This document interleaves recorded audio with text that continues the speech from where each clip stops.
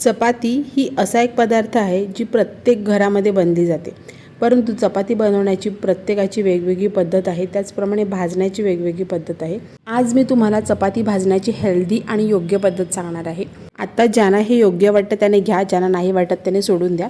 चला तर आता चपाती आपण बनवताना पीठ जसं मळून घेतो तसंच मळून घ्यायचं, तेल मीठ टाकून। त्यानंतर चपाती जशी तुम्ही लाटता तुमच्या पद्धतीने त्याप्रमाणे लाटून घ्या आणि आता मी दाखवल्याप्रमाणे चपाती अगदी 2 ते 3 सेकंदांमध्ये पलटून घ्यायची आहे। हे बघा, मी ही पहिली साईड जी आहे ती कच्ची तुम्हाला दिसत असेल, इतकीच कच्ची चपाती ठेवायची, त्यामुळे ती परफेक्टली भाजली जाते। तुम्हाला चपाती गॅसवरती धरायची गरज लागत नाही। आता हे बघा, दुसऱ्या साईडून पूर्ण भाजून घ्या आणि त्यानंतर एखाद्या कपड्याच्या साहाय्याने ती अशा प्रकारे दाबून घ्या, म्हणजे चपाती पूर्णपणे भाजली जाते आणि छान टम्म अशी फुगते। प्रत्येक चपाती माझी टम्म फुगते। तुम्ही ह्या आधीच्या सुद्धा व्हिडिओ बघू शकता, त्यामध्ये मी बऱ्याच वेळा चपाती करताना दाखवली आहे।